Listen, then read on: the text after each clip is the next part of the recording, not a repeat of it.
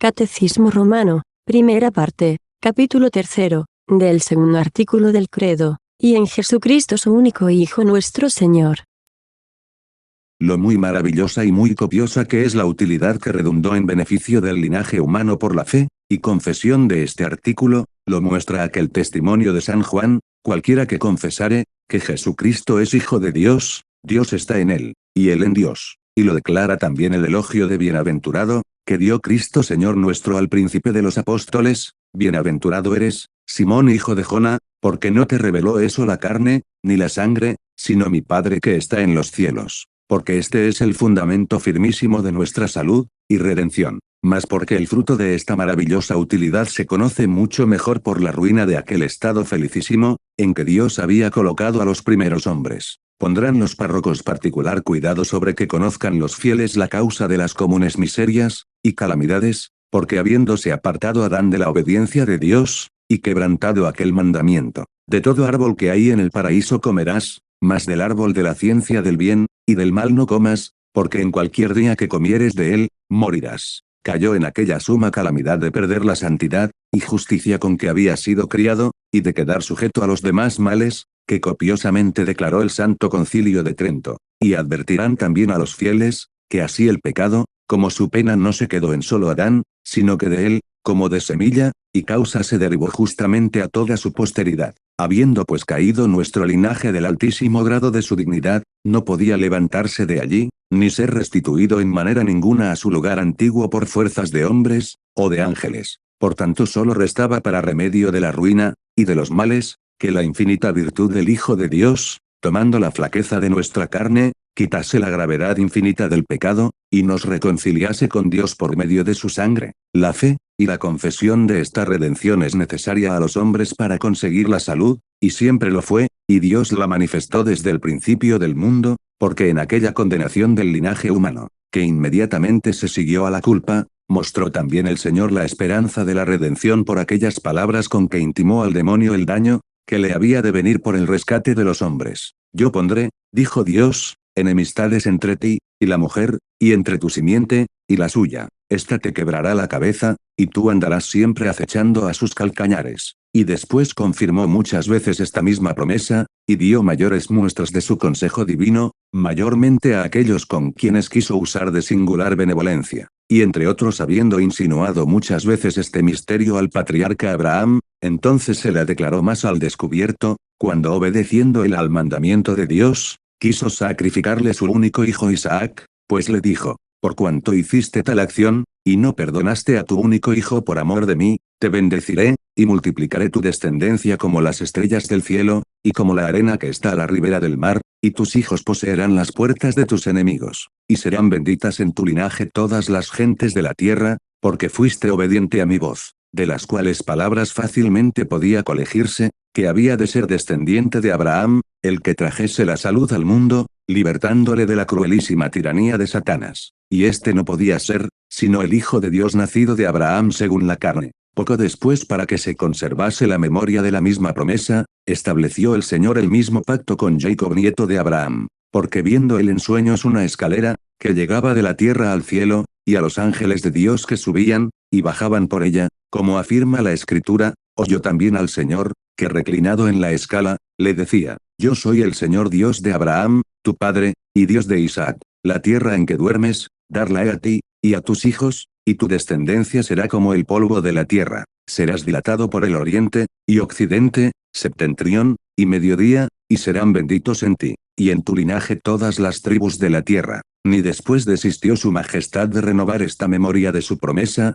y de avivar la esperanza del Salvador, así en los descendientes de Abraham, como en otros muchos. Porque establecida la república y religión de los judíos empezó a hacerse más notoria a su pueblo, pues aún las cosas mudas la dieron a entender, y los hombres profetizaron, cuáles, y cuán grandes bienes nos había de traer aquel Salvador y Redentor nuestro Jesucristo. Y ciertamente los profetas, cuyo entendimiento fue ilustrado con lumbre del cielo, anunciaron al pueblo el nacimiento del Hijo de Dios, las obras maravillosas que hizo nacido hombre, su doctrina, costumbres, trato, muerte, resurrección, y los demás misterios de él, enseñando todas estas cosas tan a las claras, como si entonces sucedieran, de suerte que quitada la diferencia entre el tiempo pasado y venidero, no vemos que intervenga otra alguna entre los vaticinios de los profetas y la predicación de los apóstoles, ni entre la fe de los patriarcas antiguos y la nuestra, mas ya parece que se debe tratar de cada una de las partes de este artículo. Jesús, que quiere decir Salvador, es nombre propio de aquel, que es Dios y hombre, y se le impuso no casualmente, o por dictamen y voluntad de hombres, sino por consejo y mandato de Dios, pues el ángel anunció así a María Santísima: He aquí concebirás en tu vientre, y parirás un hijo, al cual llamarás Jesús. Y después a José, esposo de la Virgen, no solo mandó que llamase al niño con este nombre, sino también le declaró, porque había de ser llamado así, pues le dijo: José, hijo de David, no temas la compañía de María tu esposa, porque lo que ha nacido en sus entrañas, es del Espíritu Santo, y parirá un hijo, y ponerle has por nombre Jesús, porque él hará salvo a su pueblo de sus pecados. Cierto es que otros muchos tuvieron este nombre según las letras divinas, porque le tuvo el hijo de Nabé sucesor de Moisés, quien introdujo en la tierra de promisión al pueblo, que Moisés sacó de la esclavitud de Egipto, lo que a éste había sido negado, y con el mismo nombre fue llamado el hijo del sacerdote Josedec, pero con cuánta más verdad entenderemos, que nuestro Salvador debe ser llamado con este nombre, pues él trajo la luz, la libertad, y la salud eterna no a un solo pueblo, sino a todos los hombres de todos los siglos, y no oprimidos del hambre, o esclavitud de Egipto o Babilonia, sino asentados en tinieblas, y sombra de muerte, y amarrados con las cadenas durísimas del pecado, y del demonio, y adquiriéndoles el derecho, y la herencia del reino celestial, los reconcilió con Dios Padre. En aquellos vemos figurado a Cristo Señor nuestro, por quien fue enriquecido el linaje humano con todos los bienes que habemos dicho, y a más de esto todos los nombres que según estaba profetizado, se habían de imponer por disposición divina al Hijo de Dios, se reducen a solo este nombre de Jesús, porque tocando los otros solo en parte la salud, que había de comunicarnos, este abrazó en sí todo el concierto, orden, y economía de la salud de los hombres. Al nombre de Jesús se añadió el de Cristo, que quiere decir ungido, es nombre de honor, y de oficio, y no es propio de uno solo, sino común a muchos, porque aquellos nuestros padres antiguos llamaban Cristos a los sacerdotes y reyes, los cuales tenía mandado Dios, que fuesen ungidos por la dignidad de su cargo, pues los sacerdotes son los que encomiendan el pueblo a Dios con oraciones continuas, los que ofrecen sacrificios, y ruegan por el bien de la república, y a los reyes está cometida la gobernación de los pueblos, y a ellos pertenece muy en particular mantener la autoridad de las leyes, defender la vida de los inocentes, y reprimir la osadía de los malhechores. Y como cada uno de estos empleos representa en la tierra la majestad de Dios, por eso los que eran escogidos para ejercer el oficio real o sacerdotal, eran ungidos con óleo. También fue costumbre ungir a los profetas, los cuales como intérpretes y embajadores de Dios nos descubrieron los secretos celestiales, y con saludables preceptos y anuncios de las cosas venideras exhortaron a los pueblos a enmendar las costumbres. Pero viniendo al mundo nuestro Salvador Jesucristo tomó sobre sí los empleos y oficios de todas tres personas, de profeta, de sacerdote, y de rey, y por estas causas fue llamado Cristo, y fue ungido,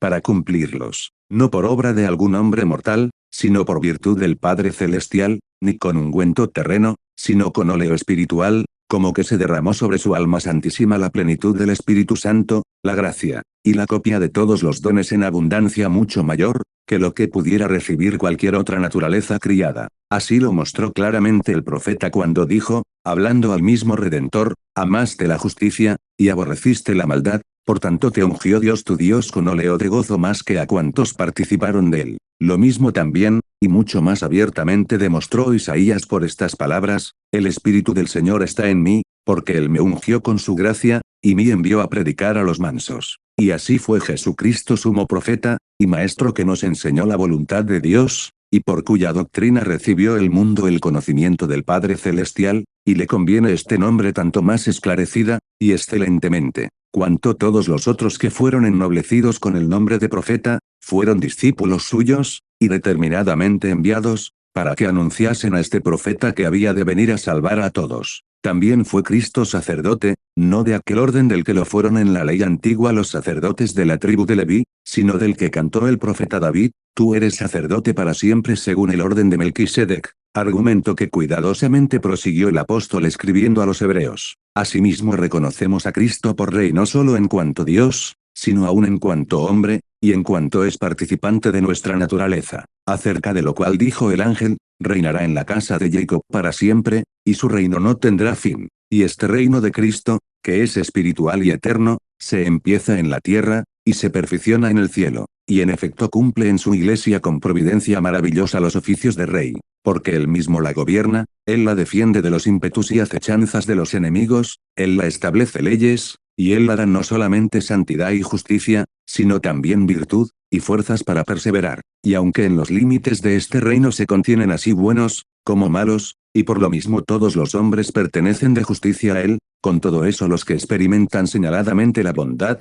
y largueza de nuestro Rey, son los que hacen vida inocente y limpia según sus mandamientos. Y no recayó en él este reino por derecho hereditario, o humano, aunque descendía de reyes nobilísimos, sino que fue rey, porque Dios atesoró en aquel hombre todo el poder, grandeza, y dignidad que puede caber en naturaleza humana. Diole pues el reino de todo el mundo, y en el día del juicio se le sujetarán cumplida y cabalmente todas las cosas, como ya ha empezado a ponerse por obra, su único Hijo. Por estas palabras se proponen a los fieles los misterios más altos que deben creer y contemplar en Jesucristo. Conviene a saber, que es Hijo de Dios, y Dios verdadero, como lo es el Padre que le engendró desde la eternidad. Demás de esto le confesamos también segunda persona de la Trinidad Divina, igual en todo a las otras dos, pues nada desigual, o de semejante puede haber, o fingirse en las personas divinas, cuando reconocemos una sola esencia, una voluntad, y un poder en todas, como es patente en muchos lugares de la Sagrada Escritura, y clarísimamente lo demuestra aquel testimonio de San Juan, en el principio era el Verbo, y el Verbo estaba en Dios, y Dios era el Verbo. Pero cuando oímos, que Jesucristo es Hijo de Dios, no habemos de pensar de su nacimiento cosa alguna terrena, o mortal, sino aquel nacimiento con que el Padre desde toda la eternidad engendró al Hijo, el cual de ningún modo podemos percibir por la razón, ni entenderle perfectamente, pero debemos creerle con toda firmeza, y adorarle con suma devoción del alma, y como atónitos, admirados del misterio, exclamar con el profeta, ¿quién declarará con palabras su generación? Hase pues de creer, que el Hijo es de la misma naturaleza, del mismo poder, y sabiduría que el Padre, como lo confesamos claramente en el símbolo niceno diciendo, y en Jesucristo, Hijo unigénito de Dios, y nacido del Padre ante todos los siglos, Dios de Dios, lumbre de lumbre, Dios verdadero de Dios verdadero, engendrado, no hecho, consubstancial al Padre, por quien fueron hechas todas las cosas.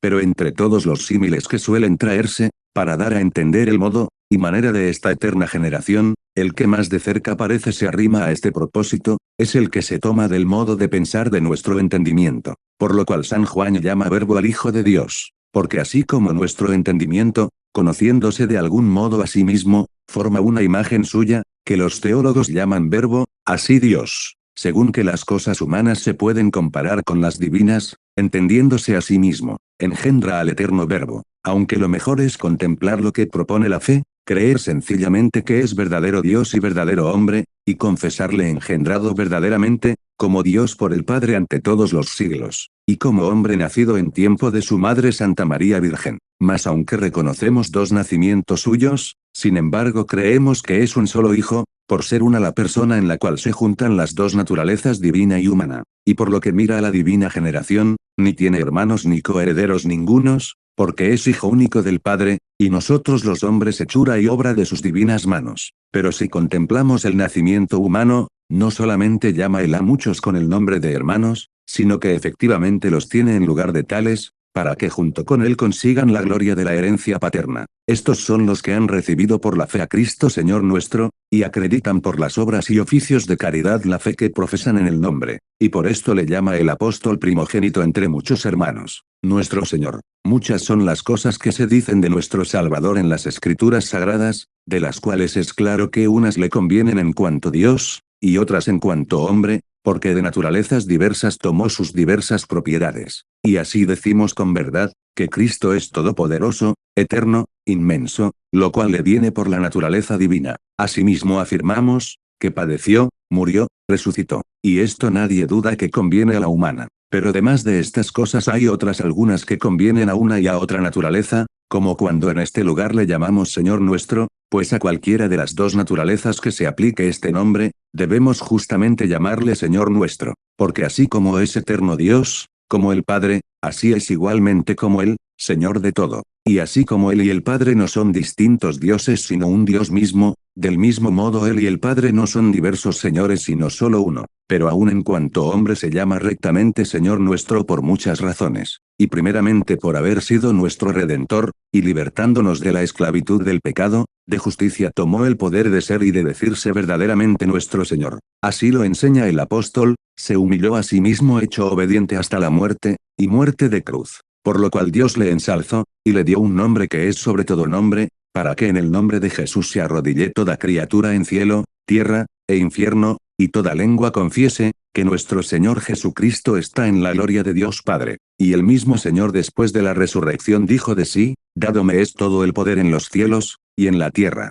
Dícese también nuestro Señor, por estar unidas en una persona las dos naturalezas divina y humana, porque por esta maravillosa unión mereció, que aunque no hubiera muerto por nosotros, todavía fuese constituido Señor en general de todas las criaturas, y en particular de los fieles que le obedecen, y sirven con sumo afecto de su alma. Resta pues ahora que el párroco amoneste al pueblo, y le haga saber que es cosa muy justa que nosotros, los que entre todos los hombres, traemos el nombre de Cristo y nos llamamos cristianos, y que no podemos ignorar cuán grandes beneficios nos ha hecho, y señaladamente el que por su gracia entendemos por la fe todos estos misterios, es muy justo, vuelvo a decir, que nosotros mismos nos ofrezcamos no menos que como esclavos, y nos consagremos para siempre a nuestro Redentor y Señor. Y a la verdad cuando fuimos bautizados, así lo prometimos ante las puertas de la Iglesia, pues declaramos que renunciábamos a Satanás y al mundo, y que del todo nos entregábamos a Jesucristo. Pues si entonces para sentar plaza en la milicia de Cristo nos ofrecimos a su majestad con una profesión tan santa y tan solemne,